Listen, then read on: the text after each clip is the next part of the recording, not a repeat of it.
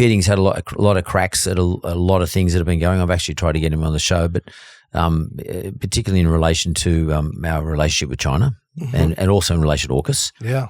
He's been quite he's old guard on that. He's wrong. What do you think about that? AUKUS? Mate. And what do you think about his commentary?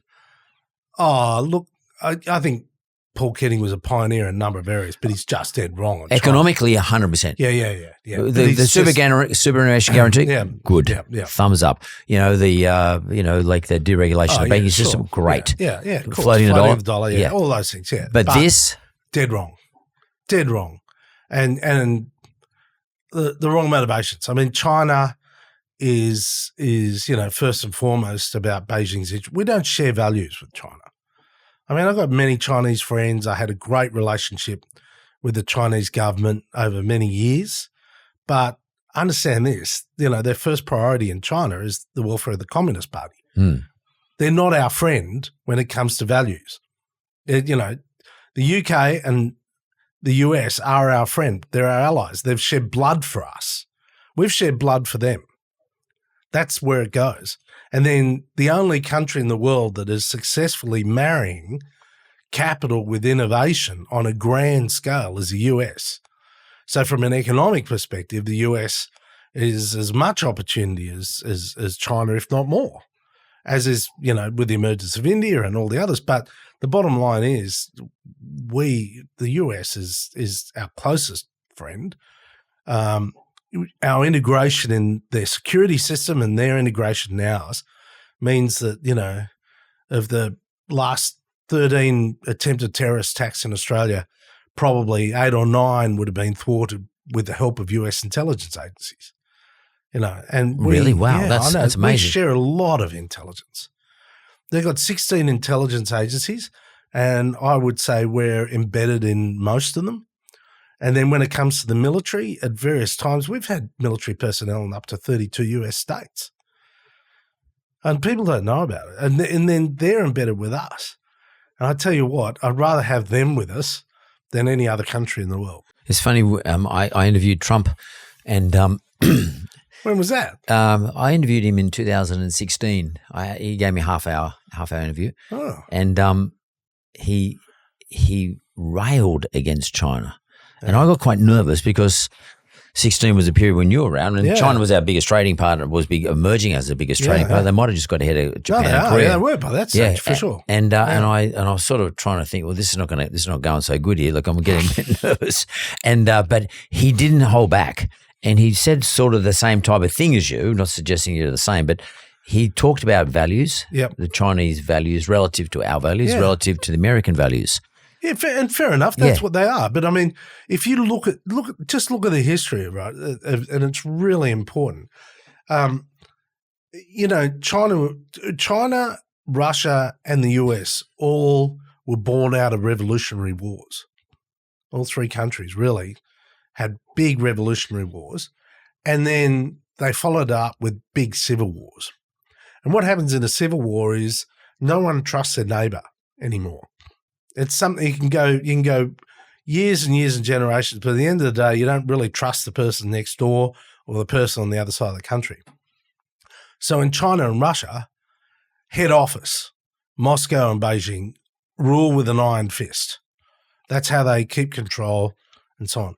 In the US, they fear Washington ruling with an iron fist. So that's the Constitution. That's why Americans proudly are still state-based. They rail against Washington. That's why Trump has that, right? Has that capacity. He's railing against Washington. He's not of the establishment. And Americans feel that sense of comfort. Australia is a bit the same. They rail against Canberra. We're sort of more agreeable to Canberra, but we're sort of railing. We don't want it to lose our power to Canberra. And that's why states' rights are still very powerful here. And on China, Trump is very consistent. He has been very consistent. Of course, he says, I'll deal with the president and do a deal, a great deal. But the bottom line is, they're different values. And that's really important. And it's okay to accept that, by the way. Yeah, correct. Yeah, the Chinese understand that. That's why they still buy our iron ore and our coal and everything else. That's why they want to get on with us. They're pragmatic. And by the way, they've got a lot of domestic problems in China as well. So I don't think that it's all particularly economically. Economic, absolutely. I mean, when I was treasurer, I had a great relationship with Lo Jiwei, the finance minister of China. And he rang me up one day and said, "Look, Joe, I've got to put a tariff on your coal." And I said, "But we're about to sign a trade agreement where you abolish the tariffs." He said, "I've got a few domestic issues. It's only going to be for 6 months." I said, "Okay." And did it only last 6 months? Yeah. And then what do you think then? What's your insight around what did Scott say that really got them upset? Because, whilst we're talking about the values of China and Australia and they accept it, they're practical, they understand it. What was it that really got up their nose about Scott? I think it was unquestionably calling for a global inquiry into the source of COVID. So blaming them effectively. Oh, yeah. And China was very embarrassed about COVID, as they should be. I mean, you think about it. No event in the history of humanity has affected every single household on the face of the earth. Except COVID. Isn't that amazing? I mean, we've had wars and we've had, famines and, environmental events. But the only event that went to every single house, every single home, every single person on the face of the earth was COVID. And China was responsible.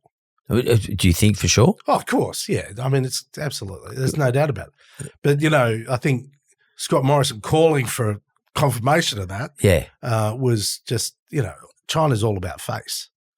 Right. Very much about face. And that was seen as confrontation. But he was right to do it. It was the right thing to do. He said, I was going to say, do you think that was the right thing to do? Yeah, of course. Yeah. But the punishment, did it befit the crime though? Oh, how did they punish it? So they didn't buy some wine. They didn't buy lobsters. Sorry? Some lobsters. Didn't buy lobbies. Yeah. We had cheap lobbies for a long time in Australia. But do you think that Trump then plays it right then when in terms of how he talks about China? No, in terms of adding tariffs, everything is going to come into it. Yeah, I mean that's he's playing a race card to some degree. Is that a good narrative to win an election? Well, I'd hope not, but it is what it is. I mean, it's long been that sort of situation. What do you think is the net effect if Trump wins economically? His policies are I don't know if they're policies or their thoughts, but the amount of announcements he's made, if he were to deliver them on tax cuts, tariffs, and everything else, would be diabolical. In what regard? Economically, I'm talking about. Economically, I mean, the US is just running a massive deficit. Yeah. It's borrowing from the rest of the world. Congress keeps approving these big deficit budgets to the extent that, that if the US dollar is not the reserve currency of the world, they're screwed. So, and there's nothing else at the moment, but, they're screwed. So, the US, can't sustain that. Trump's making it worse. He said he's going to reduce company tax to 15%. He said to go even further. He said he's going to carry on the tax cuts at sunset next year, but he could go further. He has come out and said credit card interest rates are too high. We're going to cap it at 10%. Sounds great, but how does that work, right? He's come out and he said he won't have a 10% tariff on China. He's going to have a 60% tariff on China. So that's inflationary. Oh, man. Inflation goes through the roof because America has, I think it's about a $500 billion trade deficit with China. Whoa. That means they're bringing it in, right? They're not manufacturing it. And even if in the US they were going to manufacture it, they couldn't build that manufacturing overnight. So they're going to suddenly have a 60% increase in the price of $500 billion worth of goods flows through the economy. And it ends up here too. Because we import that inflation. Oh, of course we do. We import it. But what it'd mean, it'd crash out the US dollar. And you're starting to see that, with interest rates coming down the US, you're seeing, it's a great trade at the moment, buying the Aussie, selling the US, but it'd go, it'd head towards parity. What about if she wins though? Well, I mean, I don't know. That's much better because she's talking about price controls. And even Debbie, she said she's going to price control groceries. And everyone's going, well, how's that going to work? And that was the last economic policy she announced. and it's sort of faded off a bit. So no one quite knows what her economic policies are.